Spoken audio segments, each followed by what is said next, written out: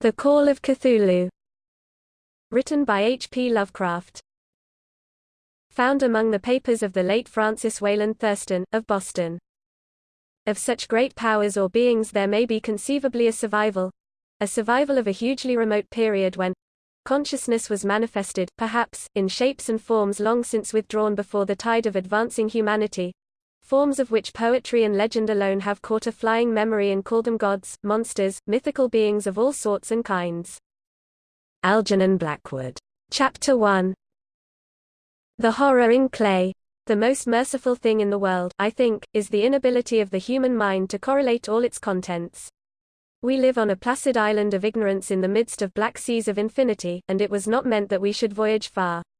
The sciences, each straining in its own direction, have hitherto harmed us little, but some day the piecing together of dissociated knowledge will open up such terrifying vistas of reality, and of our frightful position therein, that we shall either go mad from the revelation or flee from the deadly light into the peace and safety of a new dark age.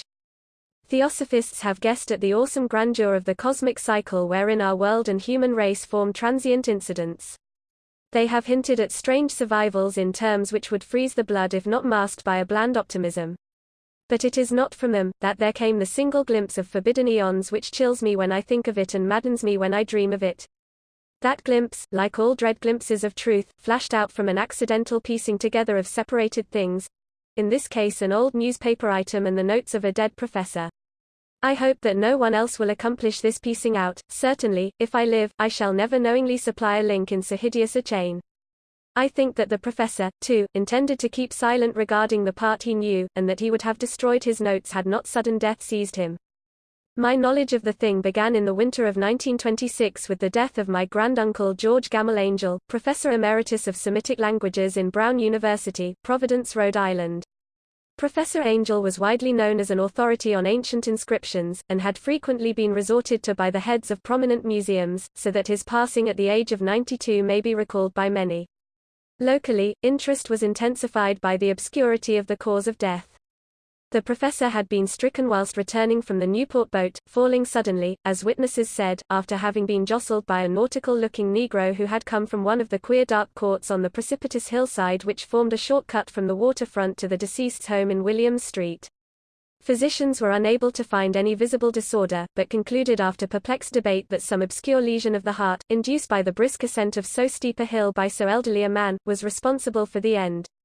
At the time I saw no reason to dissent from this dictum, but latterly I am inclined to wonder. And more than wonder. As my granduncle's heir and executor, for he died a childless widower, I was expected to go over his papers with some thoroughness, and for that purpose moved his entire set of files and boxes to my quarters in Boston. Much of the material which I correlated will be later published by the American Archaeological Society, but there was one box which I found exceedingly puzzling, and which I felt much averse from showing to other eyes. It had been locked, and I did not find the key till it occurred to me to examine the personal ring which the professor carried always in his pocket. Then indeed I succeeded in opening it, but when I did so seemed only to be confronted by a greater and more closely locked barrier. For what could be the meaning of the queer clay bas-relief and the disjointed jottings, ramblings, and cuttings which I found? Had my uncle, in his latter years, become credulous of the most superficial impostures? I resolved to search out the eccentric sculptor responsible for this apparent disturbance of an old man's peace of mind. The bas-relief was a rough rectangle less than an inch thick and about 5 by 6 inches in area, obviously of modern origin. Its designs, however, were far from modern in atmosphere and suggestion, for although the vagaries of cubism and futurism are many and wild, they do not often reproduce that cryptic regularity which lurks in prehistoric writing. And writing of some kind the bulk of these designs seemed certainly to be, though my memory, despite much familiarity with the papers and collections of my uncle, failed in any way to identify this particular species, or even to hint at its remotest affiliations. Above these apparent hieroglyphics was a figure of evidently pictorial intent, though its impressionistic execution forbade a very clear idea of its nature. It seemed to be a sort of monster, or symbol representing a monster, of a form which only a diseased fancy could conceive. If I say that my somewhat extravagant imagination yielded simultaneous pictures of an octopus, a dragon, and a human caricature, I shall not be unfaithful to the spirit of the thing. A pulpy, tentacled head surmounted a grotesque and scaly body with rudimentary wings, but it was the general outline of the whole which made it most shockingly frightful. Behind the figure was a vague suggestion of a cyclopean architectural background.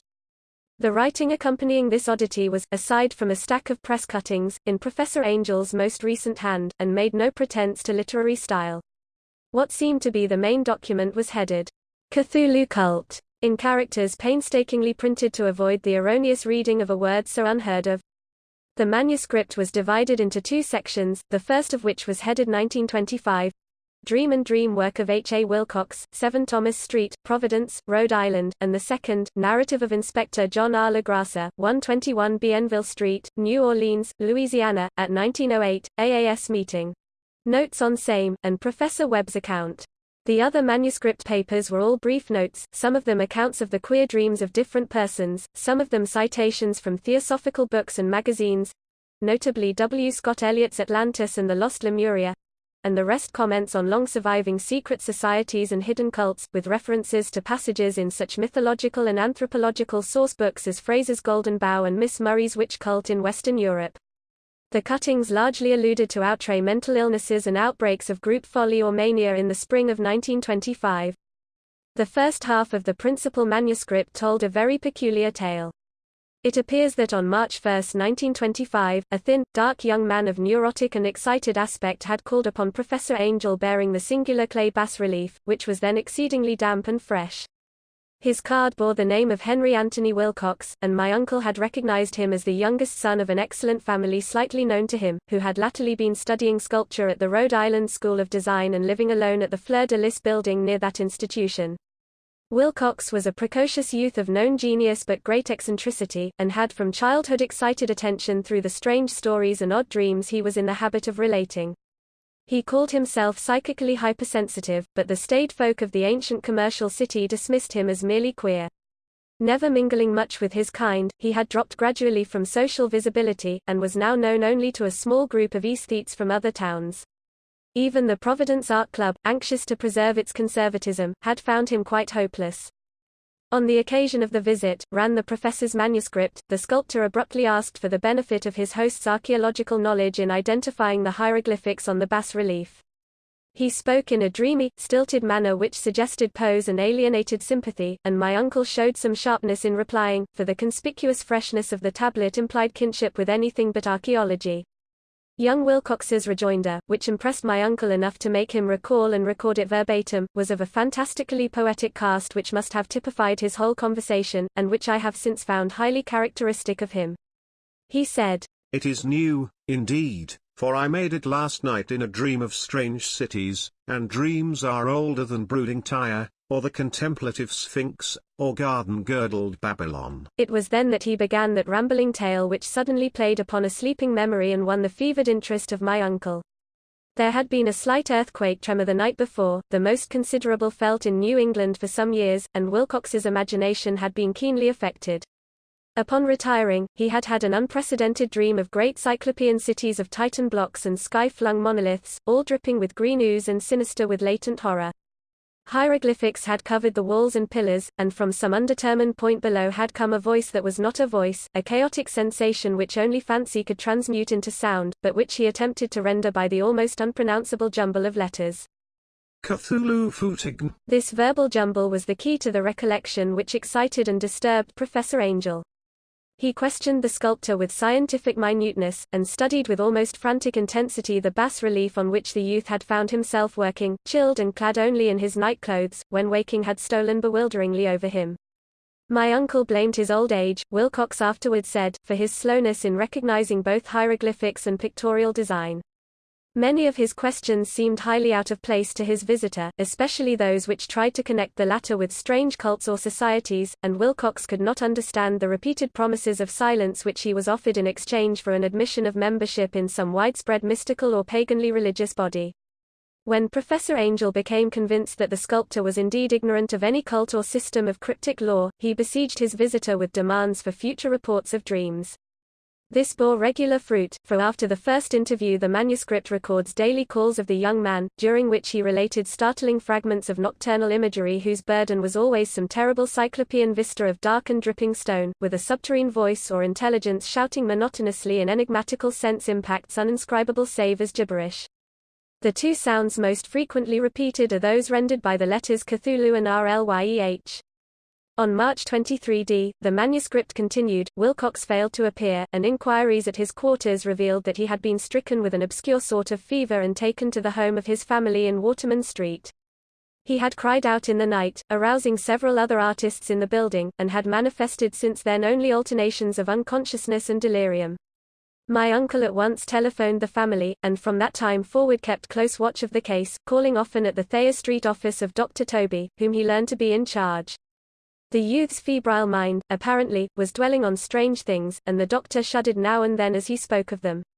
They included not only a repetition of what he had formerly dreamed, but touched wildly on a gigantic thing miles high which walked or lumbered about. He at no time fully described this object, but occasional frantic words, as repeated by Dr. Toby, convinced the professor that it must be identical with the nameless monstrosity he had sought to depict in his dream sculpture.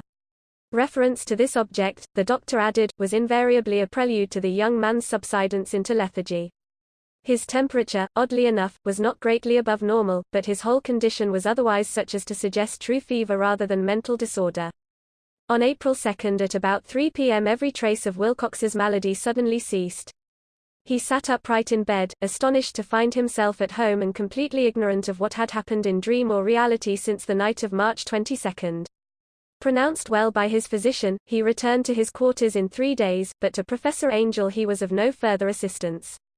All traces of strange dreaming had vanished with his recovery, and my uncle kept no record of his night thoughts after a week of pointless and irrelevant accounts of thoroughly usual visions. Here the first part of the manuscript ended, but references to certain of the scattered notes gave me much material for thought. So much, in fact, that only the ingrained skepticism then forming my philosophy can account for my continued distrust of the artist. The notes in question were those descriptive of the dreams of various persons covering the same period as that in which young Wilcox had had his strange visitations.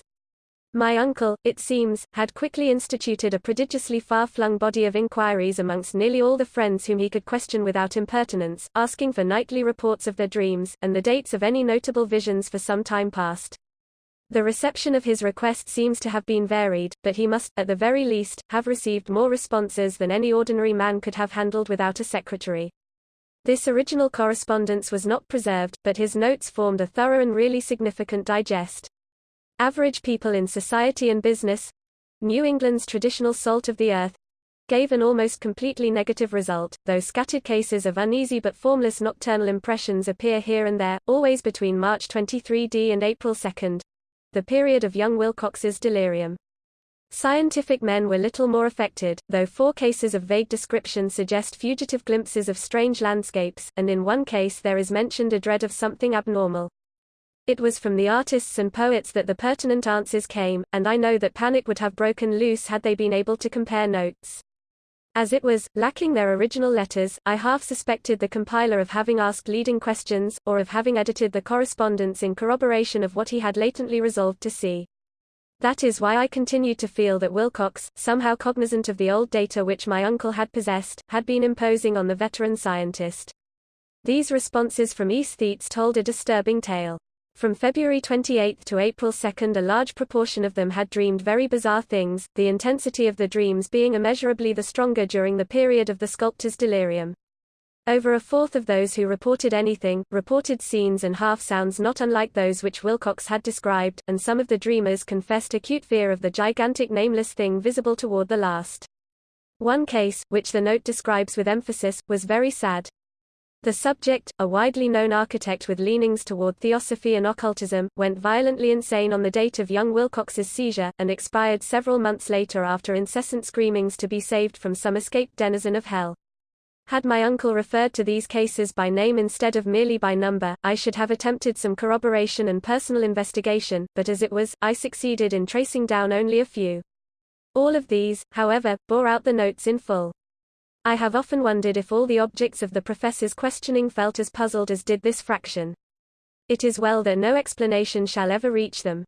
The press cuttings, as I have intimated, touched on cases of panic, mania, and eccentricity during the given period. Professor Angel must have employed a cutting bureau, for the number of extracts was tremendous and the sources scattered throughout the globe. Here was a nocturnal suicide in London, where a lone sleeper had leaped from a window after a shocking cry. Here likewise a rambling letter to the editor of a paper in South America, where a fanatic deduces a dire future from visions he has seen. A dispatch from California describes a theosophist colony as donning white robes en masse for some glorious fulfillment which never arrives, whilst items from India speak guardedly of serious native unrest toward the end of March. Voodoo orgies multiply in Haiti, and African outposts report ominous mutterings.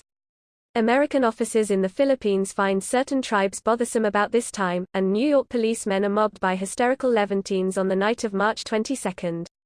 The west of Ireland, too, is full of wild rumor and legendary, and a fantastic painter named Ardois Bonnot hangs a blasphemous dream landscape in the Paris Spring Salon of 1926. And so numerous are the recorded troubles in insane asylums, that only a miracle can have stopped the medical fraternity from noting strange parallelisms and drawing mystified conclusions. A weird bunch of cuttings, all told, and I can at this date scarcely envisage the callous rationalism with which I set them aside.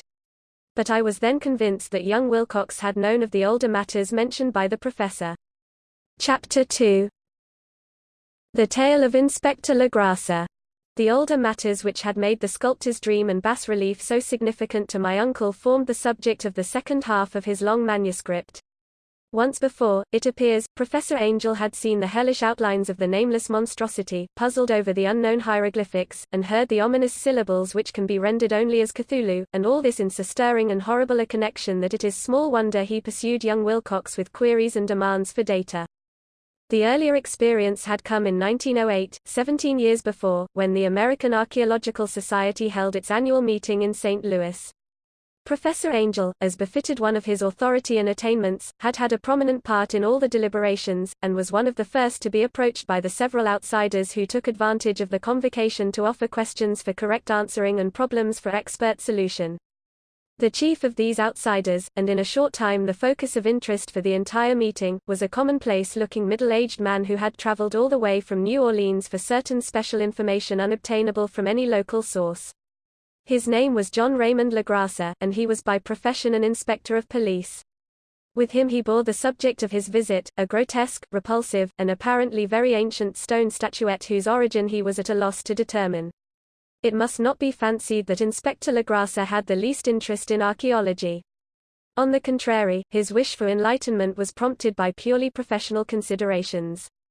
The statuette, idol, fetish, or whatever it was, had been captured some months before in the wooded swamps south of New Orleans during a raid on a supposed voodoo meeting, and so singular and hideous were the rites connected with it, that the police could not but realize that they had stumbled on a dark cult totally unknown to them, and infinitely more diabolic than even the blackest of the African voodoo circles.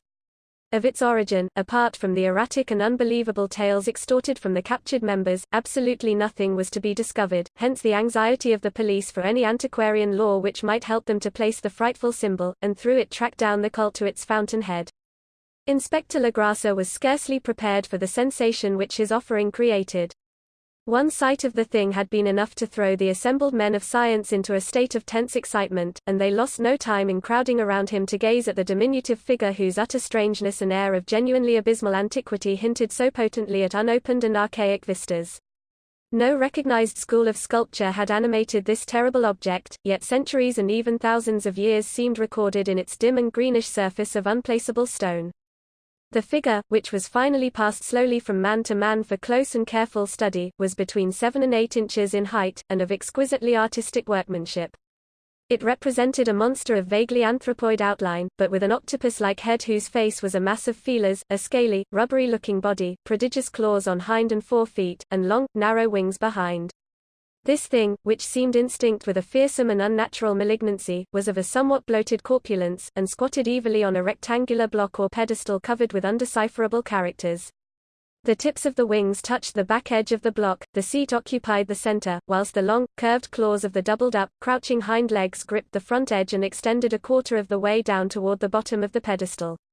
The cephalopod head was bent forward, so that the ends of the facial feelers brushed the backs of huge forepaws which clasped the croucher's elevated knees. The aspect of the whole was abnormally lifelike, and the more subtly fearful because its source was so totally unknown. Its vast, awesome, and incalculable age was unmistakable, yet not one link did it show with any known type of art belonging to civilization's youth. or indeed to any other time. Totally separate and apart, its very material was a mystery, for the soapy, greenish-black stone with its golden or iridescent flecks and striations resembled nothing familiar to geology or mineralogy. The characters along the base were equally baffling, and no member present, despite a representation of half the world's expert learning in this field, could form the least notion of even their remotest linguistic kinship. They, like the subject and material, belonged to something horribly remote and distinct from mankind as we know it, something frightfully and yet, as the members severally shook their heads and confessed defeat at the inspector's problem, there was one man in that gathering who suspected a touch of bizarre familiarity in the monstrous shape and writing, and who presently told with some diffidence of the odd trifle he knew. This person was the late William Channing Webb, professor of anthropology in Princeton University, and an explorer of no slight note. Professor Webb had been engaged, 48 years before, in a tour of Greenland and Iceland in search of some runic inscriptions which he failed to unearth, and whilst high up on the West Greenland coast had encountered a singular tribe or cult of degenerate Esquimaux whose religion, a curious form of devil worship, chilled him with its deliberate bloodthirstiness and repulsiveness. It was a faith of which other Esquimaux knew little, and which they mentioned only with shudders, saying that it had come down from horribly ancient eons before ever the world was made. Besides nameless rites and human sacrifices, there were certain queer hereditary rituals addressed to a supreme elder devil or Tornasuk, and of this Professor Webb had taken a careful phonetic copy from an aged Angakok or wizard priest, expressing the sounds in Roman letters as best he knew how. But just now of prime significance was the fetish which this cult had cherished, and around which they danced when the aurora leaped high over the ice cliffs. It was, the professor stated, a very crude bas-relief of stone, comprising a hideous picture and some cryptic writing. And so far as he could tell, it was a rough parallel in all essential features of the bestial thing now lying before the meeting. This data, received with suspense and astonishment by the assembled members, proved doubly exciting to Inspector Legrasse, and he began at once to ply his informant with questions. Having noted and copied an oral ritual among the swamp cult worshippers his men had arrested, he besought the professor to remember as best he might the syllables taken down amongst the diabolist Esquimaux. There then followed an exhaustive comparison of details, and a moment of really awed silence when both detective and scientist agreed on the virtual identity of the phrase common to two hellish rituals so many worlds of distance apart. What, in substance, both the Esquimau wizards and the Louisiana swamp priests had chanted to their kindred idols was something very like this word divisions being guessed at from traditional breaks in the phrase as chanted aloud. Legrasse had 1 point in advance of Professor Webb, for several among his mongrel prisoners had repeated to him what older celebrants had told him the words meant. This text, as given, ran something like this. In his house at RLYEH dead Cthulhu waits dreaming.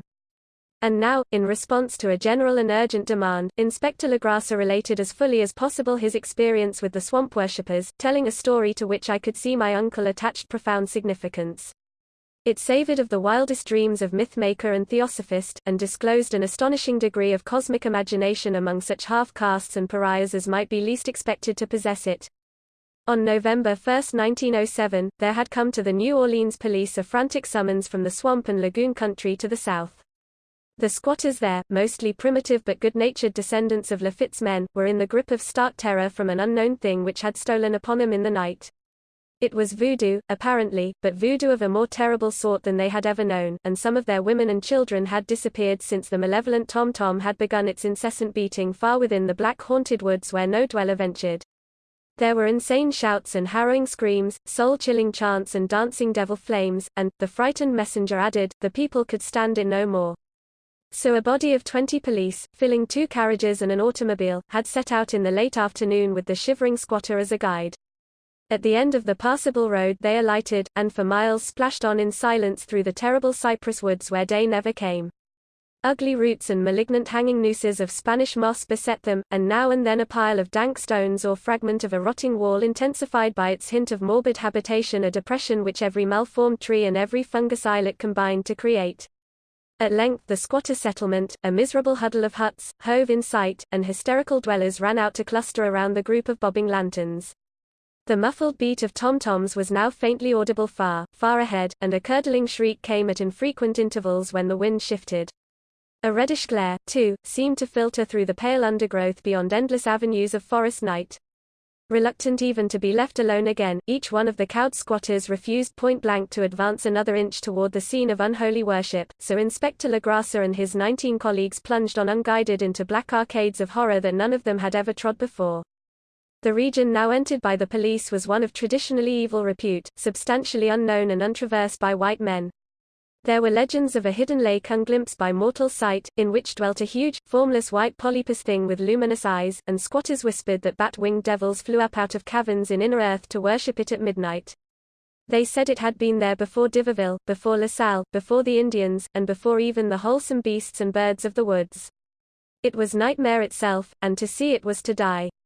But it made men dream, and so they knew enough to keep away. The present voodoo orgy was, indeed, on the merest fringe of this abhorred area, but that location was bad enough, hence perhaps the very place of the worship had terrified the squatters more than the shocking sounds and incidents. Only poetry or madness could do justice to the noises heard by Legrasa's men as they plowed on through the black morass toward the red glare and the muffled tom-toms. There are vocal qualities peculiar to men, and vocal qualities peculiar to beasts, and it is terrible to hear the one when the source should yield the other. Animal fury and orgiastic license here whipped themselves to demoniac heights by howls and squawking ecstasies that tore and reverberated through those nighted woods like pestilential tempests from the gulfs of hell. Now and then the less organized ululation would cease, and from what seemed a well-drilled chorus of hoarse voices would rise in sing-song chant that hideous phrase or ritual. Then the men, having reached a spot where the trees were thinner, came suddenly in sight of the spectacle itself. 4 of them reeled, 1 fainted, and 2 were shaken into a frantic cry which the mad cacophony of the orgy fortunately deadened. Legrasa dashed swamp water on the face of the fainting man, and all stood trembling and nearly hypnotized with horror. In a natural glade of the swamp stood a grassy island of perhaps an acre's extent, clear of trees and tolerably dry. On this now leaped and twisted a more indescribable horde of human abnormality than any but a Siam or an Angarola could paint. Void of clothing, this hybrid spawn were braying, bellowing, and writhing about a monstrous ring-shaped bonfire, in the center of which, revealed by occasional rifts in the curtain of flame, stood a great granite monolith some 8 feet in height, on top of which, incongruous with its diminutiveness, rested the noxious carven statuette. From a wide circle of 10 scaffolds set up at regular intervals with the flame-girt monolith as a center hung, head downward, the oddly marred bodies of the helpless squatters who had disappeared. It was inside this circle that the ring of worshippers jumped and roared, the general direction of the mass motion being from left to right in endless bacchanal between the ring of bodies and the ring of fire. It may have been only imagination and it may have been only echoes which induced one of the men, an excitable Spaniard, to fancy he heard antiphonal responses to the ritual from some far and unillumined spot deeper within the wood of ancient legendary and horror. This man, Joseph D. Galvez, I later met and questioned, and he proved distractingly imaginative. He indeed went so far as to hint of the faint beating of great wings, and of a glimpse of shining eyes and a mountainous white bulk beyond the remotest trees. But I suppose he had been hearing too much native superstition. Actually, the horrified pause of the men was of comparatively brief duration. Duty came first, and although there must have been nearly 100 mongrel celebrants in the throng, the police relied on their firearms and plunged determinedly into the nauseous rout. For 5 minutes the resultant din and chaos were beyond description. Wild blows were struck, shots were fired, and escapes were made, but in the end Legrasa was able to count some 47 sullen prisoners, whom he forced to dress in haste and fall into line between 2 rows of policemen. 5 of the worshippers lay dead, and 2 severely wounded ones were carried away on improvised stretchers by their fellow prisoners. The image on the monolith, of course, was carefully removed and carried back by Legrasa. Examined at headquarters after a trip of intense strain and weariness, the prisoners all proved to be men of a very low, mixed-blooded, and mentally aberrant type. Most were seamen, and a sprinkling of Negroes and mulattoes, largely West Indians or Brava Portuguese from the Cape Verde Islands, gave a coloring of voodooism to the heterogeneous cult. But before many questions were asked, it became manifest that something far deeper and older than Negro fetishism was involved. Degraded and ignorant as they were, the creatures held with surprising consistency to the central idea of their loathsome faith. They worshipped, so they said, the great old ones who lived ages before there were any men, and who came to the young world out of the sky. Those old ones were gone now, inside the earth and under the sea, but their dead bodies had told their secrets in dreams to the first men, who formed a cult which had never died.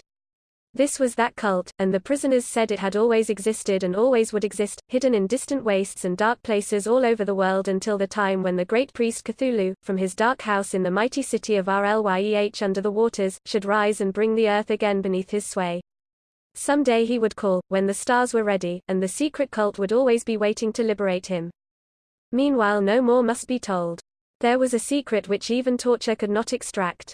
Mankind was not absolutely alone among the conscious things of earth, for shapes came out of the dark to visit the faithful few. But these were not the great old ones. No man had ever seen the old ones. The carven idol was great Cthulhu, but none might say whether or not the others were precisely like him. No one could read the old writing now, but things were told by word of mouth. The chanted ritual was not the secret that was never spoken aloud, only whispered. The chant meant only this: in his house at Rlyeh dead Cthulhu waits dreaming. Only 2 of the prisoners were found sane enough to be hanged, and the rest were committed to various institutions.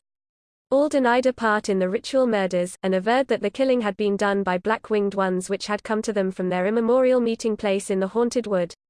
But of those mysterious allies no coherent account could ever be gained. What the police did extract, came mainly from an immensely aged mestizo named Castro, who claimed to have sailed to strange ports and talked with undying leaders of the cult in the mountains of China.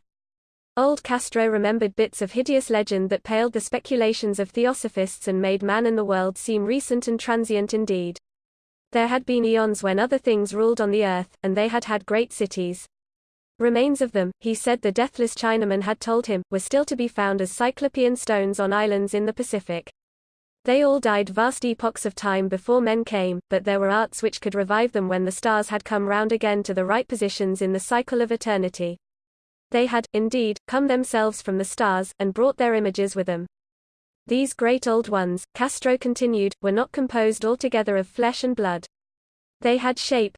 For did not this star-fashioned image prove it? But that shape was not made of matter. When the stars were right, they could plunge from world to world through the sky, but when the stars were wrong, they could not live. But although they no longer lived, they would never really die. They all lay in stone houses in their great city of Rlyeh, preserved by the spells of mighty Cthulhu for a glorious resurrection when the stars and the earth might once more be ready for them. But at that time some force from outside must serve to liberate their bodies. The spells that preserved them intact likewise prevented them from making an initial move, and they could only lie awake in the dark and think whilst uncounted millions of years rolled by. They knew all that was occurring in the universe, but their mode of speech was transmitted thought. Even now they talked in their tombs. When, after infinities of chaos, the first men came, the great old ones spoke to the sensitive among them by molding their dreams, for only thus could their language reach the fleshly minds of mammals. Then, whispered Castro, those first men formed the cult around small idols which the great ones showed them, idols brought in dim eras from dark stars. That cult would never die till the stars came right again, and the secret priests would take great Cthulhu from his tomb to revive his subjects and resume his rule of earth. The time would be easy to know, for then mankind would have become as the great old ones, free and wild and beyond good and evil, with laws and morals thrown aside and all men shouting and killing and reveling in joy. Then the liberated old ones would teach them new ways to shout and kill and revel and enjoy themselves, and all the earth would flame with a holocaust of ecstasy and freedom. Meanwhile the cult, by appropriate rites, must keep alive the memory of those ancient ways and shadow forth the prophecy of their return. In the elder time chosen men had talked with the entombed old ones in dreams, but then something had happened. The great stone city Rlyeh, with its monoliths and sepulchres, had sunk beneath the waves, and the deep waters, full of the one primal mystery through which not even thought can pass, had cut off the spectral intercourse. But memory never died, and high priests said that the city would rise again when the stars were right. Then came out of the earth the black spirits of earth, mouldy and shadowy, and full of dim rumors picked up in caverns beneath forgotten sea bottoms. But of them old Castro dared not speak much. He cut himself off hurriedly, and no amount of persuasion or subtlety could elicit more in this direction. The size of the old ones, too, he curiously declined to mention. Of the cult, he said that he thought the center lay amid the pathless deserts of Arabia, where Irem, the city of pillars, dreams hidden and untouched. It was not allied to the European witch cult, and was virtually unknown beyond its members. No book had ever really hinted of it, though the deathless Chinaman said that there were double meanings in the Necronomicon of the mad Arab Abdul al-Huzriad which the initiated might read as they chose, especially the much-discussed couplet, That is not dead which can eternal lie. And with strange aeons even death may die. Legrasse, deeply impressed and not a little bewildered, had inquired in vain concerning the historic affiliations of the cult. Castro, apparently, had told the truth when he said that it was wholly secret. The authorities at Chilean University could shed no light upon either cult or image, and now the detective had come to the highest authorities in the country and met with no more than the Greenland tale of Professor Webb. The feverish interest aroused at the meeting by Legrasse's tale, corroborated as it was by the statuette, is echoed in the subsequent correspondence of those who attended, although scant mention occurs in the formal publications of the Society. Caution is the first care of those accustomed to face occasional charlatanry and imposture. Legrasse for some time lent the image to Professor Webb, but at the latter's death it was returned to him and remains in his possession, where I viewed it not long ago.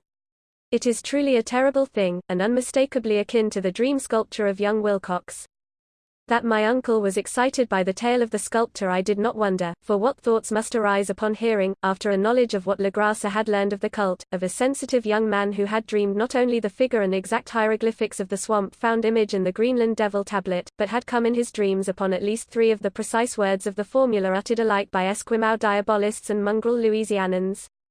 Professor Angel's instant start on an investigation of the utmost thoroughness was eminently natural, though privately I suspected young Wilcox of having heard of the cult in some indirect way, and of having invented a series of dreams to heighten and continue the mystery at my uncle's expense.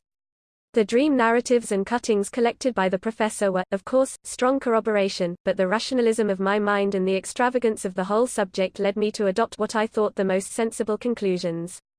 So, after thoroughly studying the manuscript again and correlating the theosophical and anthropological notes with the cult narrative of Legrasse, I made a trip to Providence to see the sculptor and give him the rebuke I thought proper for so boldly imposing upon a learned and aged man. Wilcox still lived alone in the Fleur de Lis building in Thomas Street, a hideous Victorian imitation of 17th-century Breton architecture which flaunts its stuccoed front amidst the lovely colonial houses on the ancient hill, and under the very shadow of the finest Georgian steeple in America. I found him at work in his rooms, and at once conceded from the specimens scattered about that his genius is indeed profound and authentic. He will, I believe, sometime be heard from as one of the great decadents, for he has crystallized in clay and will one day mirror in marble those nightmares and fantasies which Arthur Machen evokes in prose, and Clark Ashton Smith makes visible in verse and in painting. Dark, frail, and somewhat unkempt in aspect, he turned languidly at my knock and asked me my business without rising. When I told him who I was, he displayed some interest, for my uncle had excited his curiosity in probing his strange dreams, yet had never explained the reason for the study. I did not enlarge his knowledge in this regard, but sought with some subtlety to draw him out.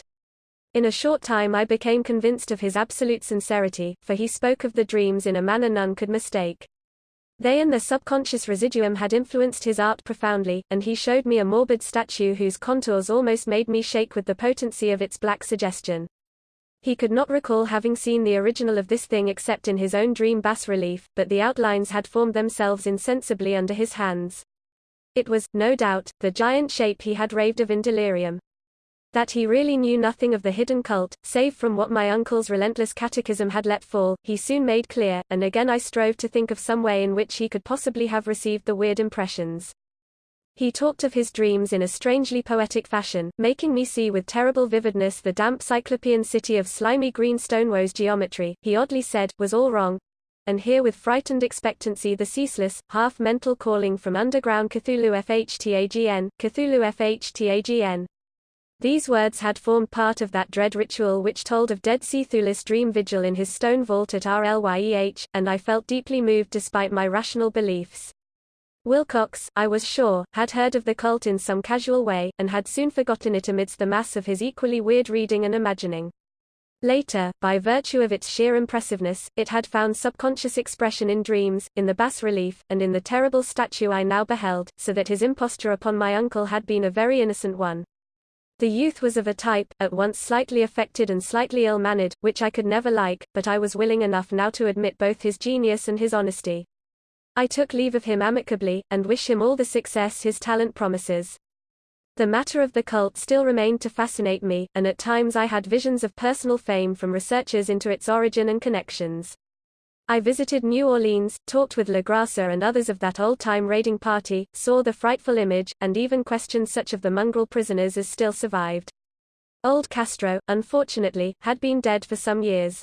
What I now heard so graphically at first hand, though it was really no more than a detailed confirmation of what my uncle had written, excited me afresh, for I felt sure that I was on the track of a very real, very secret, and very ancient religion whose discovery would make me an anthropologist of note.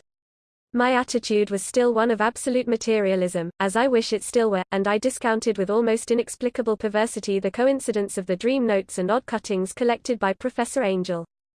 One thing I began to suspect, and which I now fear I know, is that my uncle's death was far from natural. He fell on a narrow hill street leading up from an ancient waterfront swarming with foreign mongrels, after a careless push from a Negro sailor. I did not forget the mixed blood and marine pursuits of the cult members in Louisiana, and would not be surprised to learn of secret methods and poison needles as ruthless and as anciently known as the cryptic rites and beliefs. Legrasa and his men, it is true, have been let alone, but in Norway a certain seaman who saw things is dead. Might not the deeper inquiries of my uncle after encountering the sculptor's data have come to sinister ears? I think Professor Angel died because he knew too much, or because he was likely to learn too much. Whether I shall go as he did remains to be seen, for I have learned much now. Chapter 3. The Madness from the Sea. If heaven ever wishes to grant me a boon, it will be a total effacing of the results of a mere chance which fixed my eye on a certain stray piece of shelf paper. It was nothing on which I would naturally have stumbled in the course of my daily round, for it was an old number of an Australian journal, the Sydney Bulletin for April 18, 1925. It had escaped even the cutting bureau which had at the time of its issuance been avidly collecting material for my uncle's research. I had largely given over my inquiries into what Professor Angel called the Cthulhu cult, and was visiting a learned friend in Paterson, New Jersey, the curator of a local museum and a mineralogist of note. Examining one day the reserve specimens roughly set on the storage shelves in a rear room of the museum, my eye was caught by an odd picture in one of the old papers spread beneath the stones. It was the Sydney Bulletin I have mentioned, for my friend has wide affiliations in all conceivable foreign parts, and the picture was a half-tone cut of a hideous stone image almost identical with that which Legrasa had found in the swamp. Eagerly clearing the sheet of its precious contents, I scanned the item in detail, and was disappointed to find it of only moderate length. What it suggested, however, was of portentous significance to my flagging quest, and I carefully tore it out for immediate action. It read as follows. Mystery derelict found at sea. Vigilant arrives with helpless armed New Zealand yacht in tow. One survivor and dead man found aboard. Tale of desperate battle and deaths at sea. Rescued seaman refuses particulars of strange experience. Odd idol found in his possession. Inquiry to follow. The Morrison Company's freighter Vigilant, bound from Valparaiso, arrived this morning at its wharf in Darling Harbour, having in tow the battled and disabled but heavily armed steam yacht Alert of Dunedin, New Zealand, which was sighted April 12 in latitude 34 degrees, longitude 152 degrees with one living and one dead man aboard. The Vigilant left Valparaiso March 25, and on April 2 was driven considerably south of her course by exceptionally heavy storms and monster waves. On April 12 the derelict was sighted, and though apparently deserted, was found upon boarding to contain one survivor in a half-delirious condition and one man who had evidently been dead for more than a week.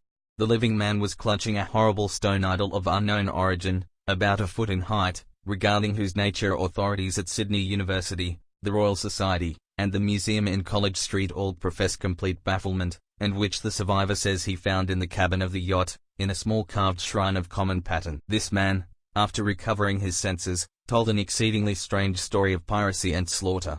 He is Gustav Johansen, a Norwegian of some intelligence, and had been second mate of the two-masted schooner Emma of Auckland, which sailed for Callao February 20 with a complement of 11 men. The Emma, he says, was delayed and thrown widely south of her course by the great storm of March 1, and on March 22, in latitude 49 degrees, longitude 128 degrees, encountered the Alert, manned by a queer and evil-looking crew of Kanakas and half-castes.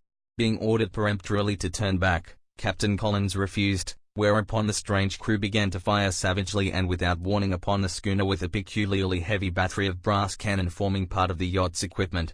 The Emma's men showed fight, says the survivor, and though the schooner began to sink from shots beneath the waterline they managed to heave alongside their enemy and board her, grappling with the savage crew on the yacht's deck, and being forced to kill them all, the number being slightly superior, because of their particularly abhorrent and desperate though rather clumsy mode of fighting. 3 of the Emma's men, including Captain Collins and First Mate Green, were killed, and the remaining 8 under Second Mate Johansson proceeded to navigate the captured yacht, going ahead in their original direction to see if any reason for their ordering back had existed.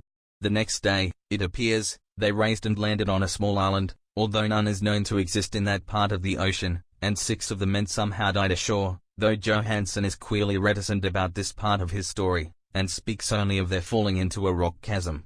Later, it seems, he and one companion boarded the yacht and tried to manage her, but were beaten about by the storm of April 2nd.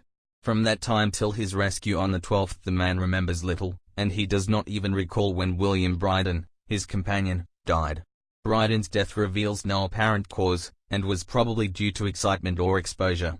Cable advisors from Dunedin report that the Alert was well known there as an island trader, and bore an evil reputation along the waterfront. It was owned by a curious group of half-castes whose frequent meetings and night trips to the woods attracted no little curiosity, and it had set sail in great haste just after the storm and earth tremors of March 1st. Our Auckland correspondent gives the Emma and her crew an excellent reputation, and Johansson is described as a sober and worthy man. The Admiralty will institute an inquiry on the whole matter beginning tomorrow, at which every effort will be made to induce Johansson to speak more freely than he has done hitherto. This was all, together with the picture of the hellish image, but what a train of ideas it started in my mind. Here were new treasuries of data on the Cthulhu cult, and evidence that it had strange interests at sea as well as on land. What motive prompted the hybrid crew to order back the Emma as they sailed about with their hideous idol? What was the unknown island on which 6 of the Emma's crew had died, and about which the mate Johansson was so secretive? What had the Vice Admiralty's investigation brought out, and what was known of the noxious cult in Dunedin?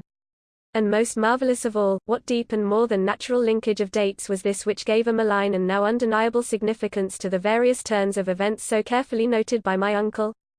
March 1st. Our February 28th according to the international date line. The earthquake and storm had come. From Dunedin the Alert and her noisome crew had darted eagerly forth as if imperiously summoned, and on the other side of the earth poets and artists had begun to dream of a strange, dank Cyclopean city whilst a young sculptor had moulded in his sleep the form of the dreaded Cthulhu.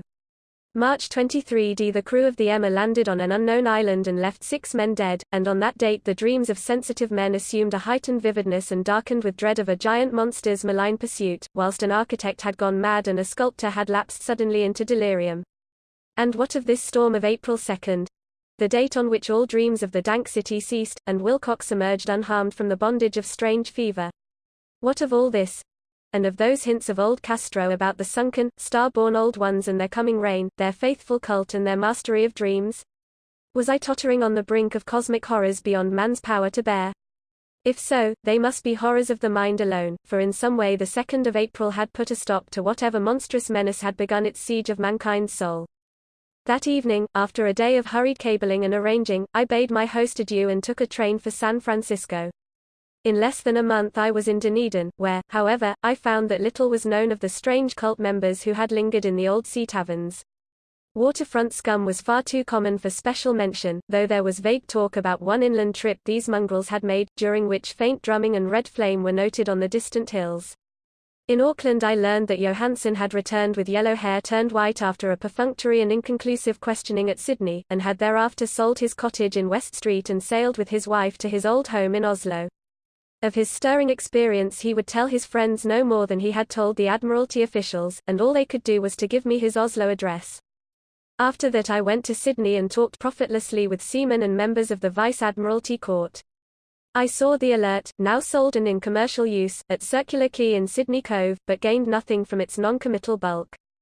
The crouching image with its cuttlefish head, dragon body, scaly wings, and hieroglyphed pedestal, was preserved in the museum at Hyde Park, and I studied it long and well, finding it a thing of balefully exquisite workmanship, and with the same utter mystery, terrible antiquity, and unearthly strangeness of material which I had noted in Legrasse's smaller specimen. Geologists, the curator told me, had found it a monstrous puzzle, for they vowed that the world held no rock like it. Then I thought with a shudder of what old Castro had told Legrasse about the primal great ones. They had come from the stars, and had drawn up images with them. Shaken with such a mental revolution as I had never before known, I now resolved to visit mate Johansson in Oslo. Sailing for London, I re-embarked at once for the Norwegian capital, and one autumn day landed at the trim wharves in the shadow of the Edgeberg.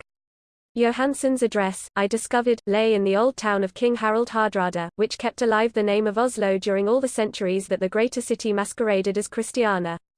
I made the brief trip by taxicab, and knocked with palpitant heart at the door of a neat and ancient building with plastered front.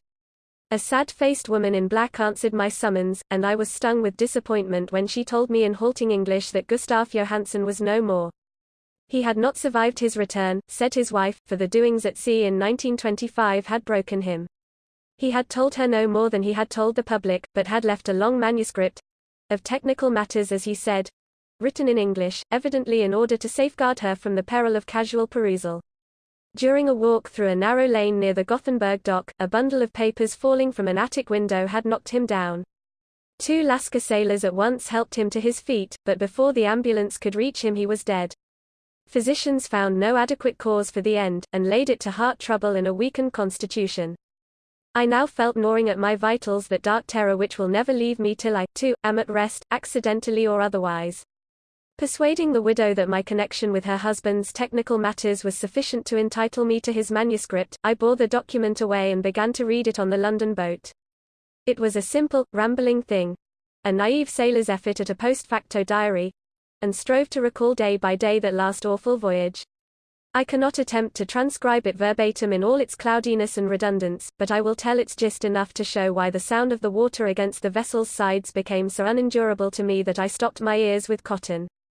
Johansen, thank God, did not know quite all, even though he saw the city and the thing, but I shall never sleep calmly again when I think of the horrors that lurk ceaselessly behind life in time and in space, and of those unhallowed blasphemies from elder stars which dream beneath the sea, known and favored by a nightmare cult ready and eager to loose them on the world whenever another earthquake shall heave their monstrous stone city again to the sun and air.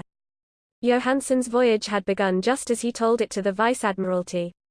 The Emma, in ballast, had cleared Auckland on February 20, and had felt the full force of that earthquake-born tempest which must have heaved up from the sea bottom the horrors that filled men's dreams.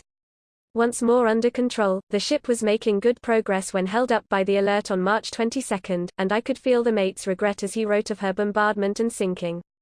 Of the swarthy cult fiends on the Alert he speaks with significant horror. There was some peculiarly abominable quality about them which made their destruction seem almost a duty, and Johansen shows ingenuous wonder at the charge of ruthlessness brought against his party during the proceedings of the Court of Inquiry. Then, driven ahead by curiosity in their captured yacht under Johansen's command, the men sight a great stone pillar sticking out of the sea, and in latitude 47 degrees, longitude 126 degrees come upon a coastline of mingled mud, ooze, and weedy cyclopean masonry which can be nothing less than the tangible substance of Earth's supreme terror. The nightmare corpse city of Rlyeh, that was built in measureless eons behind history by the vast, loathsome shapes that seeped down from the dark stars. There lay great Cthulhu and his hordes, hidden in green slimy vaults and sending out at last, after cycles incalculable, the thoughts that spread fear to the dreams of the sensitive and called imperiously to the faithful to come on a pilgrimage of liberation and restoration. All this Johansen did not suspect, but God knows he soon saw enough. I suppose that only a single mountain top, the hideous monolith-crowned citadel whereon great Cthulhu was buried, actually emerged from the waters. When I think of the extent of all that may be brooding down there I almost wish to kill myself forthwith. Johansen and his men were awed by the cosmic majesty of this dripping Babylon of elder demons, and must have guessed without guidance that it was nothing of this or of any sane planet. Or at the unbelievable size of the greenish stone blocks, at the dizzying height of the great carven monolith, and at the stupefying identity of the colossal statues and bas-reliefs with the queer image found in the shrine on the Alert, is poignantly visible in every line of the mate's frightened description. Without knowing what futurism is like, Johansen achieved something very close to it when he spoke of the city, for instead of describing any definite structure or building, he dwells only on broad impressions of vast angles and stone surfaces too great to belong to anything right or proper for this earth, and impious with horrible images and hieroglyphs. I mention his talk about angles because it suggests something Wilcox had told me of his awful dreams. He had said that the geometry of the dream place he saw was abnormal, non-Euclidean, and loathsomely redolent of spheres and dimensions apart from ours. Now an unlettered seaman felt the same thing whilst gazing at the terrible reality. Johansen and his men landed at a sloping mud bank on this monstrous acropolis, and clambered slipperily up over Titan oozy blocks which could have been no mortal staircase. The very sun of heaven seemed distorted when viewed through the polarizing miasma welling out from this sea-soaked perversion, and twisted menace and suspense lurked leeringly in those crazily elusive angles of carven rock where a second glance showed concavity after the first showed convexity. Something very like fright had come over all the explorers before anything more definite than rock and ooze and weed was seen. Each would have fled had he not feared the scorn of the others, and it was only half-heartedly that they searched—vainly, as it proved—for some portable souvenir to bear away. It was Rodriguez the Portuguese who climbed up the foot of the monolith and shouted of what he had found. The rest followed him, and looked curiously at the immense carved door with the now familiar squid dragon bas-relief. It was, Johansen said, like a great barn door, and they all felt that it was a door because of the ornate lintel, threshold, and jambs around it, though they could not decide whether it lay flat like a trapdoor or slantwise like an outside cellar door. As Wilcox would have said, the geometry of the place was all wrong. One could not be sure that the sea and the ground were horizontal, hence the relative position of everything else seemed phantasmally variable. Bryden pushed at the stone in several places without result.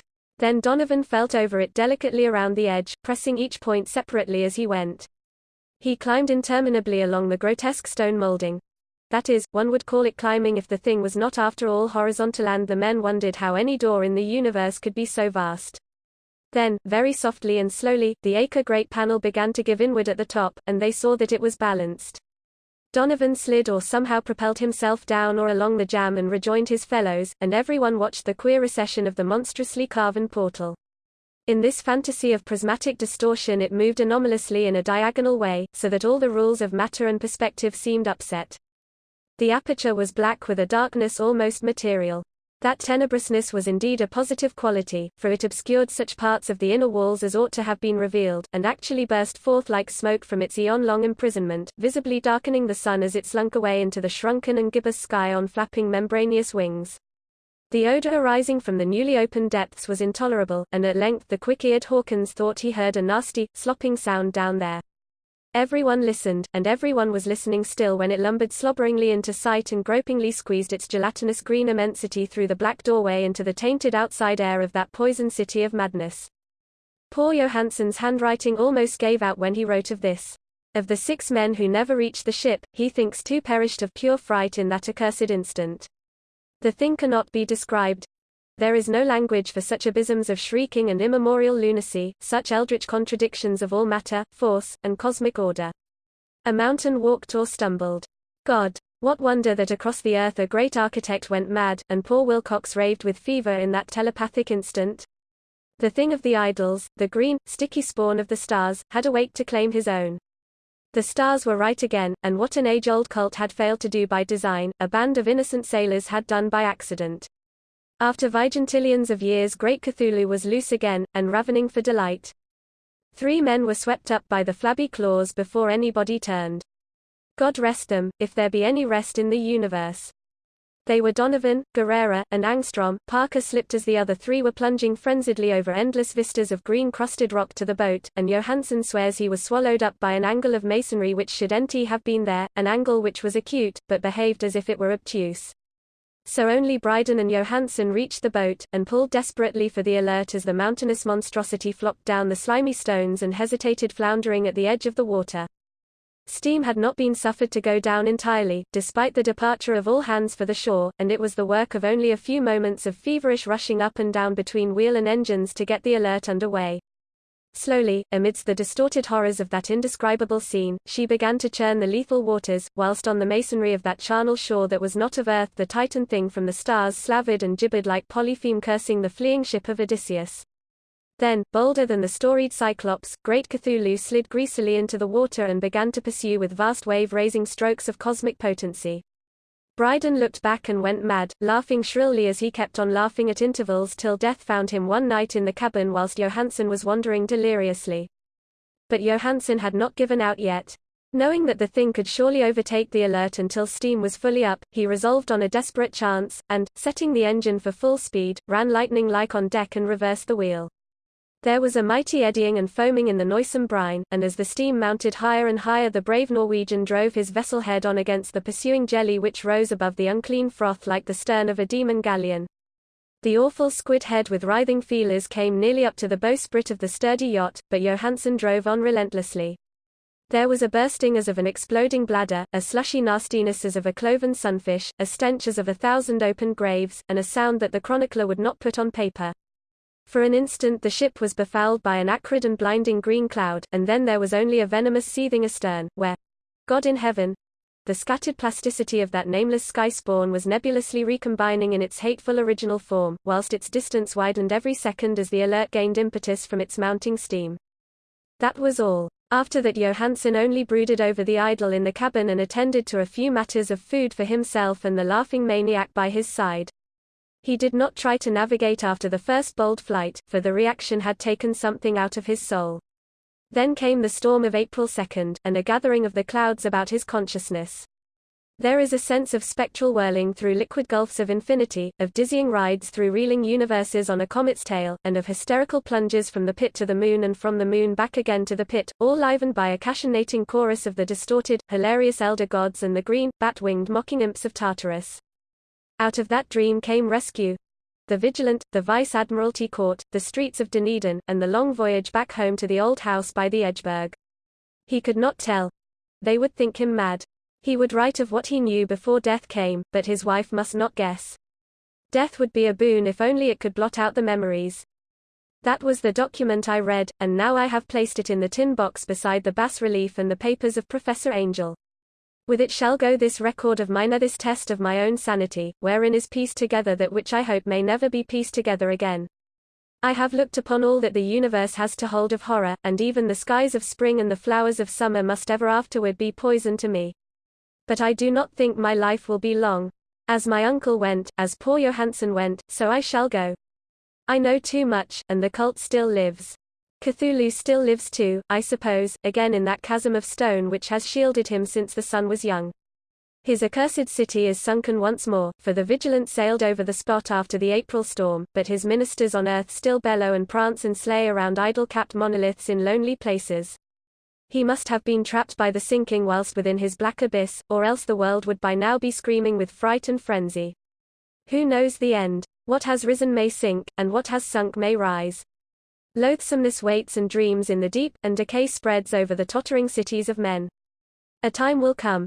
But I must not and cannot think. Let me pray that, if I do not survive this manuscript, my executors may put caution before audacity and see that it meets no other eye.